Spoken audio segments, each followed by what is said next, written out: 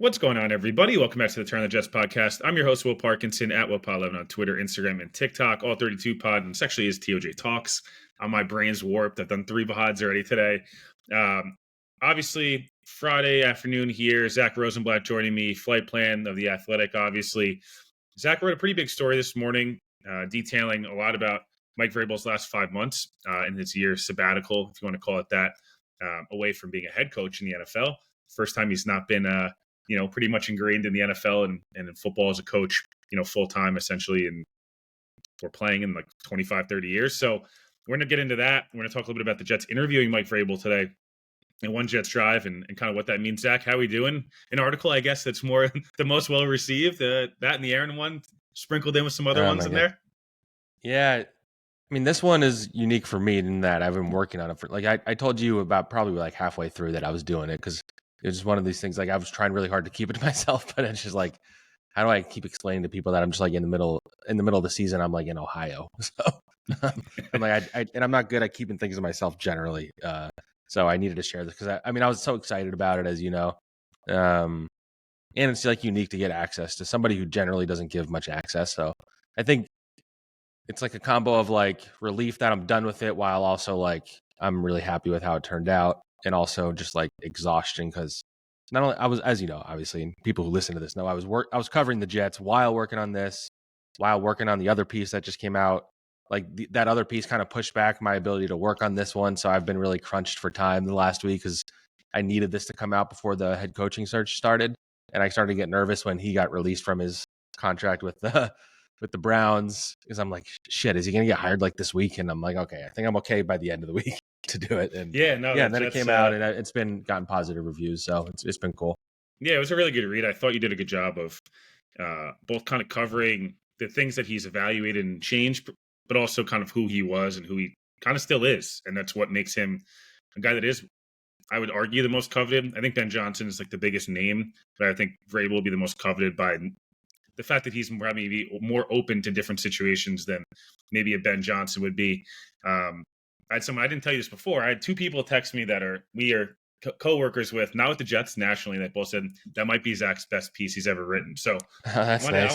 Which is pretty cool. I'll tell you off camera who it was, but okay, cool. I want to kind of I want to talk a little bit about, let's talk about the article first, because obviously everyone's going to want to hear about, Vrabel interview today. We'll get into that. We'll have plenty of time to talk about that. But walk me through the article, maybe some things that, obviously, and if you want to hear a full breakdown of the article, it'll be in Zach's, podcast Flight Plan with him and Master. So I'll have that linked below as well. But maybe a couple of things that either not necessarily you learned in terms of like, is there 1 or 2 things you weren't maybe expecting, or maybe a preconceived notion you had going in that after spending time with Vrabel, talking to people around him, that you're like, oh shit, like I didn't know that, or I wasn't expecting that?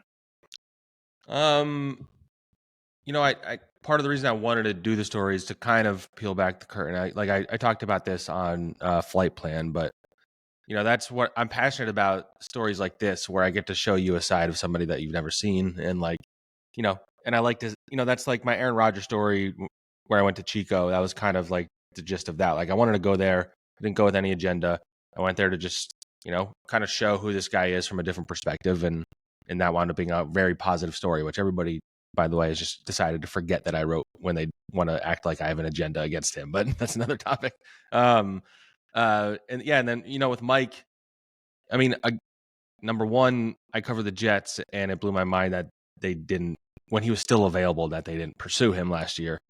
Even bigger than that, it blew my mind that he wasn't hired by anybody.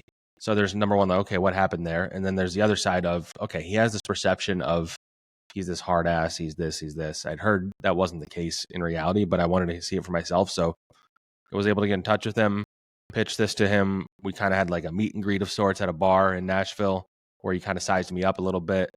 He was with his golf friends and we really got along. We hit it off right away. And he trusted me enough to let me embark on this. Like it takes trust from both sides, clearly, to do something like this. And we built that up. And so anyway, that as for like what I learned about him, it starts with like my very first interaction with him. I've told this a couple times now, but like basically I sit down at the table where he's at with his friends, and first 30 minutes are him kind of not grilling me, but just like asking me about my life, where I'm from, my fiance, how we met, who my mentor was in work, what my goals are. Like he's just asking me all these great questions. And after a while, I'm like, wait, I haven't even asked him anything about him so far. And that became a consistent thing across all the players and coaches that he worked with that I talked to. I wasn't able to fit everything in the story. It was over 4,000 words. My first draft was like 8,000 words. They would not publish a story that long. So I'll probably come back with another one when he's hired by somebody, ideally the Jets, because that would obviously be good for my base. But yeah, I mean, that was a consistent thing. It was just that, like, yes, he's willing to call out Derrick Henry in front of everybody. He'll call out Jeffrey Simmons. He'll camp out by the treatment room at 5 a.m. to wait and see that everybody shows up on time. If you're not practicing, then you better be showing up on time. Like, he holds you accountable. He'll call you out in front of the team for making a mistake, but he'll also put his arm around you. He'll learn your family's names. He'll ask you about your life. He'll understand if hey, Mike, I might have to be late today. Like, I have something with my daughter. He'll be like, okay, I understand. Like, so the human side, I'm not to say it was surprising, but it was kind of cool to hear all the stories. And the one in the story that did make it into the story that I really liked and I think has resonated was the day he got fired. He basically cuts off the owner and is like, just give me an hour. Let me kill out my desk. Let me talk to my staff. He gathers the staff and he emotionally goes like one by one and like shares like a personal memory with them and why he's going to miss them and how much they mean to him. And I think that, like, you don't hear stories like that about the day someone gets fired. You hear the Saleh, he got escorted out by security stories. You don't hear about, I mean, a lot of times they don't even get a chance to do this. So credit to the Titans, frankly. But you don't hear those kind of stories coming because these guys, especially if it's a surprise firing, which that kind of was. It happened on a Tuesday, which in the parlance of like Black Monday is like a lifetime. Like he was waiting until Tuesday to find out his fate. But so yeah, those kind of things like stuck out in terms of the human side. And then the other sides were like watching him in practice. I went to a Browns practice. There's always been stories about him like getting in the mix in practice, like, playing defensive end against an offensive lineman and like really getting in their grill and telling them to put their hands on him. Stories about, him getting bloodied and bruised. And just watching the practice, and it was an indoor practice and I was there because it was raining. And he's just like bouncing around everybody. He's saying hi to all these guys. He's dapping people up. He's getting to 3-point stance, showing some pass rush moves to a practice squad defensive lineman. Then he puts on the penny and he starts playing defensive end against, Jedrick Wills. Like the energy that he brings and the enthusiasm. Like if consultants, I think if you were to watch most of these teams that have like a consultant, they're probably observing because they don't want to like interject. But the players loved him. Kevin Stefanski loved him. And so the energy he brings, the accountability, the attention to detail, like these are all why I've been preaching. I know you have, why he's so clearly the best coach option for the Jets. Yeah, there's a couple of things that I guess I want to give my kind of like the things that a couple misperceptions maybe or things, and you tell me if based on spending time with them and kind of what if you kind of would side with, you can, if you don't agree, full-fledged. Yep. I think one big perception that we hear a lot is Mike Vrabel's a defensive guy. Did the NFL in 2024, how could you hire a defensive head coach? And I guess my two counters would be, one, the majority of the coaches that are, the CEO types, whether they're not offensive play callers that got hired, a lot of them that got hired this offseason, a Dan Quinn, a Jim Harbaugh, plenty of names out there, right? We see it all the time.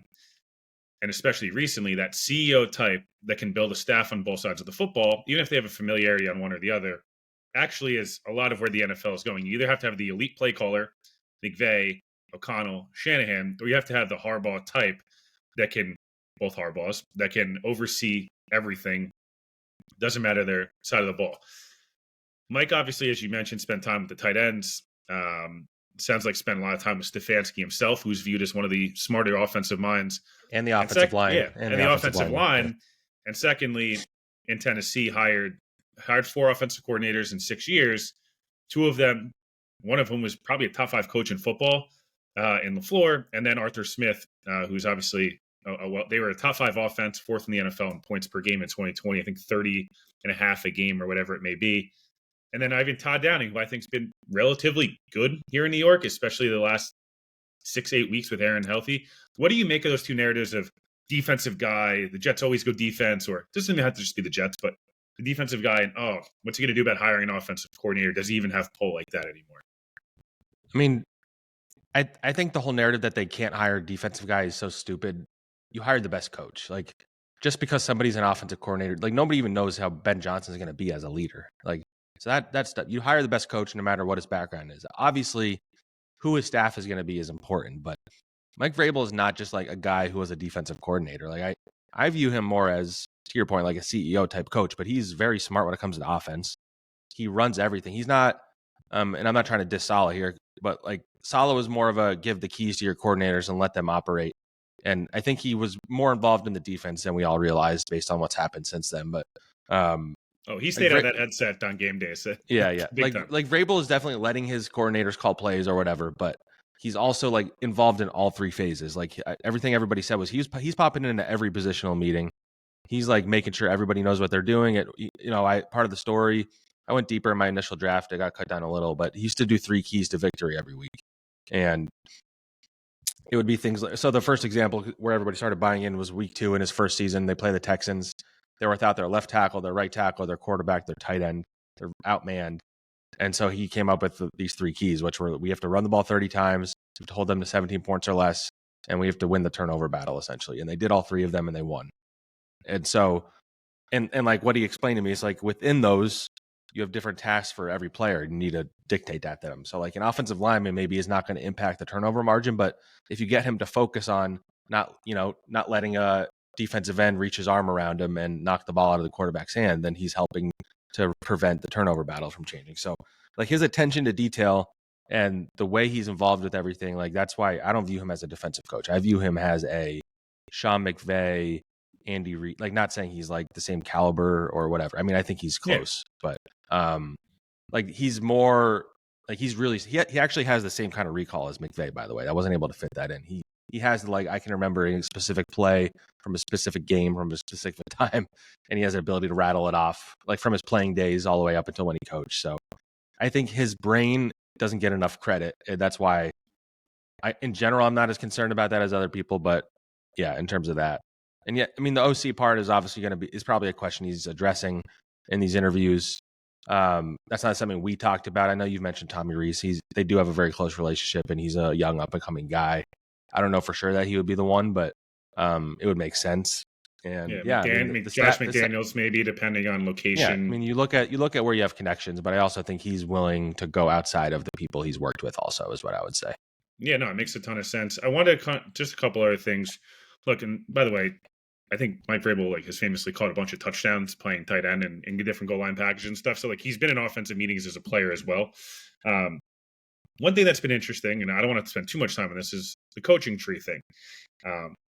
I and I'm sure you have, and many people have, is a little critical of the Belichick tree guys, right? There was a time Romeo Crennel, oh my God, he was the Jets offensive coordinator, Notre Dame head coach. This is killing me. Charlie Weiss. Yeah, that just blanked out of my mind. Sorry. Obviously, Mangini, Crennel, even work your way up. Dable, Joe Judge, Flores, Judge. There's a lot of guys, right? And a lot of them, Josh McDaniels, have gotten head coaching jobs, etc. The difference for me is these guys were Belichick guys through and through, around him, tried to be like him, many of them, and that's part of why they're instantly successful. Most places, those guys were successful right away, and it would kind of wear thin.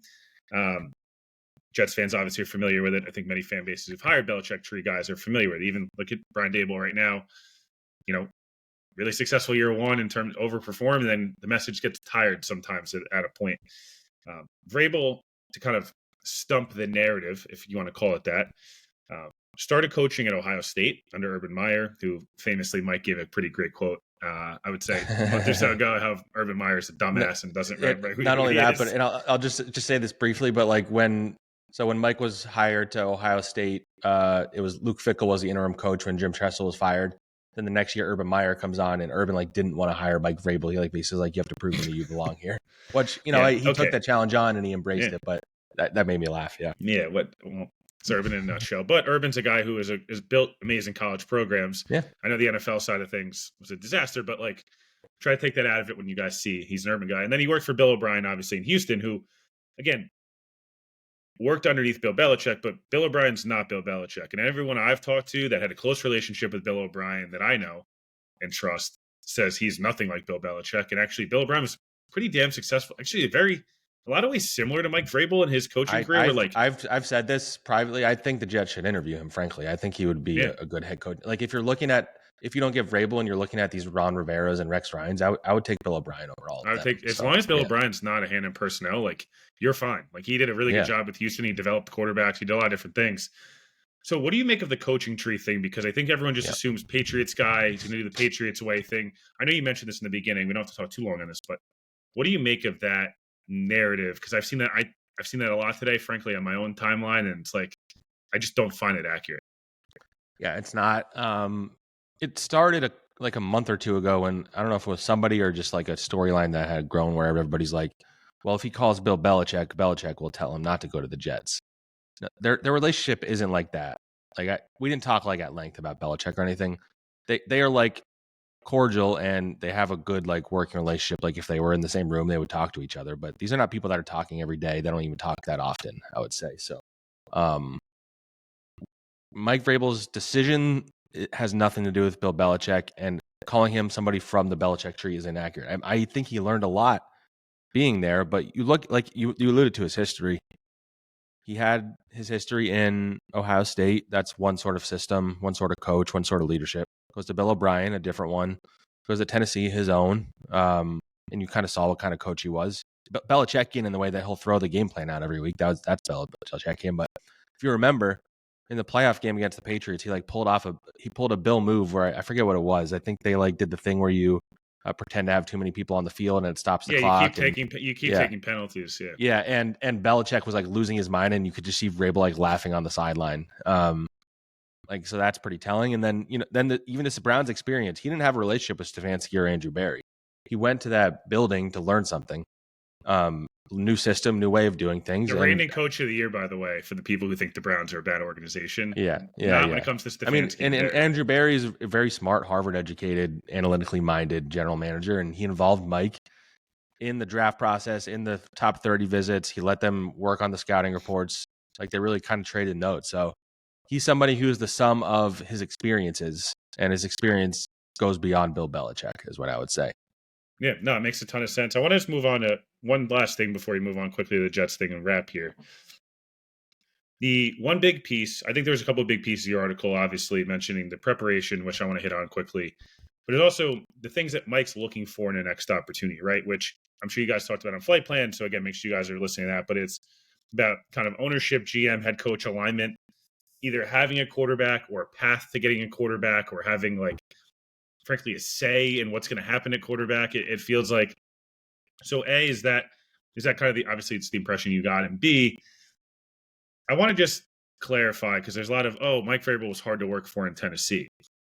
The reason things went south in Tennessee was because ownership and decided to fire right after coming an interim after the draft, Ryan Cowden, who is a guy who hint, if the Jets interview requests Ryan Cowden on Monday afternoon, that's a pretty good sign they feel like they have a shot at Mike Vrabel. But secondly, they not only fired him, they traded A.J. Brown, who Mike publicly said, I don't want to coach here if A.J. Brown's not on this roster. And they said, fuck you, and they traded him. And he was fired a year later, and you wonder why things go south and he has this distrust. It's because, at least from an outside point of view, and correct me if I'm wrong, when I stand on the table for our star player and you just trade him for a guy who's a huge draft bust now and a useless player, that's why these things go south. So is that a fair statement that he's looking for hey, I don't want you to stab me in the back again with our star players. Yeah. Not just our players, but Yeah. I mean, it even goes before that. If you look at some of their first round picks, Isaiah Wilson was a disaster. I mean, he had character issues before, and they drafted him. And Caleb Farley was a red flag. Caleb Farley, he had injuries, so he actually had one of the best quotes in the story, and he had some other quotes. And which goes to say that a guy who's considered a bust absolutely loves Mike Vrabel, but I asked him directly so what do you say to this perception that you're hard to work with? And his whole thing was look, I stand up for what I believe in. I speak my mind, and I hope that we can have disagreements because that's healthy, which it is. Like if you can't have disagreements in a team environment, then you're not going anywhere. So ultimately, I think, the relationship with John Robinson, I think by the end probably wasn't very good. Robinson fired in the middle of the season. Cowden replaced. Him and Vrabel have a pretty good relationship, and Mike think, if he had a say, he would have stuck with Cowden for a little continuity. The owner kind of ignored that and decided to go with Rand Carthon, who, from what I understand, he's done a great job in Tennessee. From what I understand, people thought he would have been better off served as being hired as the number 2, not as the GM. Yep. And now you see it. The Titans look like a mess right now, and between Callahan and Carthon, they look pretty sloppy every week. And the one staple of Mike Vrabel teams was they were often overmatched in talent, and they always competed. We were talking before the pod. I don't have the stat in front of me, but more than half of his losses were by less than 10 points. And a lot of those losses came in the last 2 years when things kind of fell apart, injuries, bad roster. He never had a star quarterback. He helped to make Ryan Tannehill look like a Pro Bowl caliber guy, which I don't know if he ever actually was. And those are all the signs of a good coach. And I think that's also probably partly why he's I need a quarterback. It's hard when you're working to try and overcome that constantly. But yeah, that's why, again, it always goes back to the Jets for me because I cover them. The Jets did not do that, obviously. They did not overcome a lack of quarterbacking the last couple of years. If anything, they used it as an excuse. One thing with Mike Vrabel, you would not hear him making excuses. He told me stories about how there'd be times where the play calling from the offensive coordinator would be questioned, and he'd be like, "No, I'm the head coach. You question me. I'm the one who calls the plays. Not legitimately, but he's the one who runs things. So I'm the one you need to point the finger at." And that's what you want in a leader. You want a coach who, I think he had a quote one time, this wasn't to me, where he said, "The wins are because of the players and the losses are because of the coaches." And I think that is a very provocative statement, especially when the last few years around here, there's been a lot of excuse making. So that's kind of, I don't know if that answers your question, but it definitely answers my question. So obviously, and then one other stat I tweeted it before me and Zach were talking about. The Jets are 4-25 since 2016 in the Todd Bowles' second year on just any type of elongated rest, let alone after a bye. They did win once after the bye against the Giants in one of the worst games I've ever watched. Oh yeah, that's right. But Mike Vrabel's 6-0 in the regular season after a bye with the Titans, and divisional record was awesome. Things like that where the Jets have struggled. Last thing here as we wrap quickly, the Jets obviously interviewed Mike Vrabel this morning over the last 24 hours. If you want to kind of just quick thoughts, we kind of just give a little bit there. Quick thoughts, anything you want to share on, I guess, the interview there, and kind of what maybe next steps look like. Yeah, I haven't had a chance to find out how. From what I hear, not from him, is that it went well. I think the Jet side thinks it went well.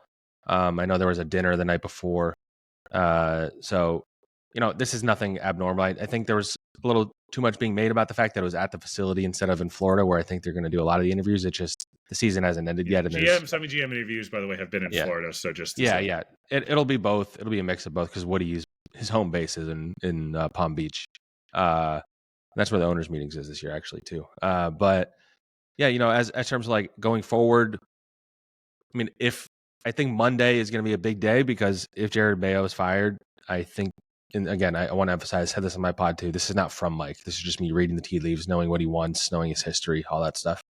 Patriots would be the job if that opens up. And if they're firing Mayo, it's probably because they know Mike Vrabel is open. If not, then the Jets have a real shot. And then the question becomes, does Mike want to wait and interview with a bunch of teams? I would lean towards yes. But if the Jets offer him everything he wants, maybe it speeds up. But more than likely, we don't get an answer on him or the head coach the Jets hire until at least January 20th, because that's when in-person interviews start for teams that are no longer in the playoffs or that were eliminated. It's virtual from now until then. It gets different based on which team in the playoffs and all that stuff. But basically, starting the end of the season through January 19th, they can do virtual. Vrabel can do in-person now because he's unemployed. Same with Ron Rivera. Same with college coaches can do in-person. If you're not employed by an NFL team, you could get hired right away once the Rooney Rule requirements are met, which is 2 minority candidates. I think people think it's 1, but it's 2 now. So, it's it's going to be a process. I think the Jets are going to interview a lot of people on both jobs, which they should. It's going to be an extensive search. If I'm like predicting right today, I wouldn't predict Vrabel going there, but ask me again on Monday. Like after Black Monday, we're gonna you and I were joking in the Discord. Jets fans are gonna be Patriots fans for the first time on Sunday. Yeah, it's gonna be diehard. We are rooting heavily for the Bills to bench Josh Allen about his 2 minutes into the game once he gets his starts streak extended. I'm on the same page as you. I think there's other jobs out there. I think there's two other jobs that I guess I would be weary of if you're a Jets fan and you really want Mike Vrabel. One would be Philadelphia, because if for whatever reason they choke in round one, I have a hard time seeing Sirianni survive. And again, where he's a guy that's not really viewed as, I'm not really sure what he does. Like he's had to replace his staff now, and there still seems to be a lot of unrest between him and Hurts and AJ Brown and these other guys. So that's an organization that, while Mike might not have control of GM and these different things, it's a team that's a 14-win team that you're walking into, and it's like, hey, this division kind of sucks. And then Dallas is just one other one, proven quarterback, immaculate facilities. You have a star receiver. The roster is a bit of a crapshoot, and the owner is a huge issue. But again, those are just two jobs just to keep in mind. I know everyone talks Raiders, Patriots. Raiders and Patriots win on Sunday. I think both Jets fans would feel a little bit better about their chances with Mike Vrabel. Make sure you guys go check out the story. I'll have the link below when we post this. It's on The Athletic. Zach did a great job, like I mentioned. And then make sure you guys check out Flight Plan. We're a little bit more in-depth search. Zach, anything else? And we'll get up out of here. No, yes. Season's wrapping up Sunday, and then this will actually be my first coaching and GM search. I just missed it when I covered the Eagles and Giants. So there we go. Yeah, it's a lot of fun. It was fun. It's a little different now too, because of all the different dates and all the different rules and stuff. So I'm curious if they have it all sorted out by the Senior Bowl. I'm hoping so, because I think, selfishly, being down there, I'd like to be able to Well, that'll help determine if I'm going to be there. So. Make sure you got hired so me and Zach can get some more beers in Mobile. Appreciate it for listening as always. Buck the Trend, other guys, Flight Plan, Flagship Pod. I'm missing something else. Appreciate it for listening, and we'll talk to you guys soon.